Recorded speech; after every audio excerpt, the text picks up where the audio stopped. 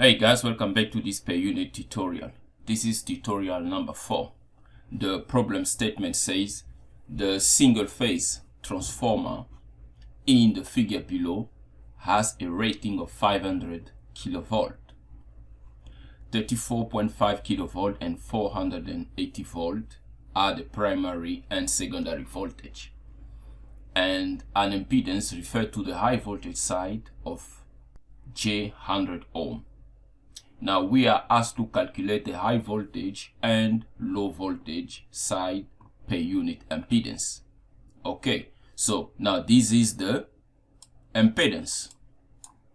In the high voltage side, we can see it's a step down transformer because the high voltage is 34.5 kilovolt and the low voltage is 480 volt.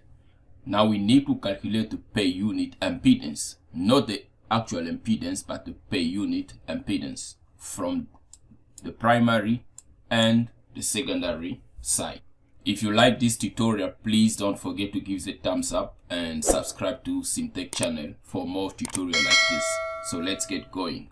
Now our solutions, we first need to know what we have before we can proceed, because you need to get your problem statement correct, and that will help you to determine what kind of formula you need to use in solving such problems.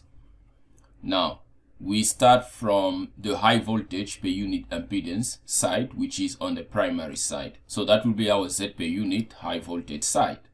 Now on the high voltage side, what do we have? We have the actual impedance, which is ZA of 100J, that is given here. And we also have the base voltage, which is 34.5 kilovolt. What else do we have on the high voltage side? We also have an apparent power. That's the S base of 500 kilovolt. Now notice the 500 kilovolt will be used as a base apparent power from both sides on the high voltage and the low voltage side. Because remember, when solving per unit problems, the base apparent power, your base kVA or base MVA, must be used for the entire problem. So now that we've got all these quantities that are given to us, we know that the Z per unit is given by the formula on your screen, which says it's Z actual over ZB. But we do have Z actual, but we don't have ZB. Luckily enough for us, these values here must allow us to find our ZB. So the formula for ZB, which is given by ZB for the high voltage square over SB high voltage. Now SB high voltage is just to denote for illustration purpose. Otherwise it's S base for the entire problem. Okay, now we know that the VB high voltage is given as 34.5 and the SB base is a 500 kilovolt ampere. So this gives us a ZB, which is the base impedance of 2380.5 ohm. Now what is the next thing to do? The next thing to do is now to use our Z per unit formula, which is Z actual over ZB, as we've said. Now we got Z actual for the high voltage, that is 100 with an angle of 90. We just converted it to a polar form because there is no real part, it's only imaginary, so the angle is 90, and that was ZB high voltage. So we got a Z per unit for the high voltage side of 0.042 J. So we've solved one part of the problem. Now we need to find the Z per unit for the low voltage side. So what's the next thing to do? But now how do we calculate the Z per unit low voltage? Because we don't have the Z actual on the secondary like they gave it to us on the primary. But luckily for us, because of transformer properties, if you've studied the transformer equivalent circuit, you know there is a lot of formulas that can be derived when referring from the primary to the secondary or vice versa. And you use transformer ratios if you want to find any quantities. Remember, transformers are working in the phenomenon of electromagnetic inductions. So power is being transferred from the primary to the secondary magnetically. So we're going to use the properties of the transformer equivalent circuit to determine what is the actual impedance in the secondary, so that we can use that to calculate the Z per unit on the low voltage side. So we're going to use the impedance ratios formula to determine our Z actual in the low voltage, which says Z actual on the primary over Z actual on the secondary is equal to K square. So that basically the ratio of your primary impedance over your secondary impedance is equal to K. K, which is what it is, the ratio that you determine when you are doing the transformer properties working with the equivalent circuit. Now from here, we then need to find K. We do have Z actual on the primary, but we do not have Z actual on the secondary. So, but we can find K, because if we find K, then we can derive this formula to find our Z actual in the secondary. So what do we do now to find K? But we know that K is a ratio of transformers properties. So which means we can also say K is equal to V1 over V2.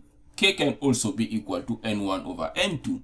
It can also be equal to I2 over I1, which is I secondary over I primary. So since we have V1 and V2, we can then use that to find our K, because we do have these values here. So that means our K is equal to 71.875 ohm. Now this is not it is a ratio because it's a coefficient, so it's not an impedance, so it's not ohm. This is a mistake. Okay, so K is the coefficient of our impedance ratio that we find. Now we can then use that to transform the juices formula and find our Z actual low voltage.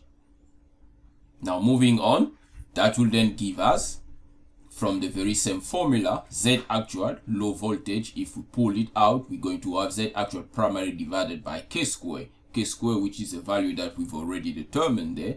Then we find our Z actual on the low voltage to be equal to 0.0193. Notice how small it is, obviously, because we have a step down transformer and it's not stepping down to something like kilovolt, it's stepping down to a very low voltage. So which means to maintain transformer power transfer, our impedance must be very small compared to the impedance on the primary there.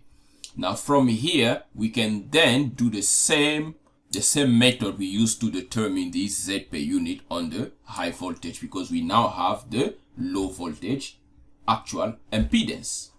So the low voltage Z per unit impedance, Z per unit LV, will then be calculated using the following formula. Z per unit low voltage is Z actual low voltage divided by ZB low voltage. Now we're going to calculate our ZB low voltage using the formula of ZB, but this time we have to use now the voltage on the secondary side, which is now the zone voltage for the secondary side. So that will then give us VB square over SB. Remember, SB remain the same for every calculations. So we got a ZB low voltage of 0.461 ohm.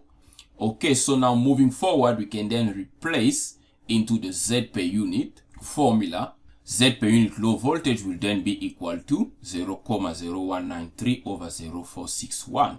And that gives us a value of 0.0419 J. And notice it is exactly the same as the per unit that we find on the primary. Why? Because this is the representation. So when you are representing a transformer in a per unit value, you are taking account of both the primary and the secondary. So it is for this reason the two values are equal, because the transformer is 1 unit, but we calculate it separately just to illustrate, because what you get on the input is what you get on the output in terms of power. This is for ideal transformers, of course, because if we take account of the losses, we're not going to get exactly the same output as the input. Thank you guys for watching this tutorial. If you really like the tutorial, please don't forget to give it a thumbs up. If you have learned something in this tutorial, subscribe to CMTEQ channel, because there will be many more tutorials like this where we're going to be dealing with fault calculations and other aspect of electrical protection. Cheers.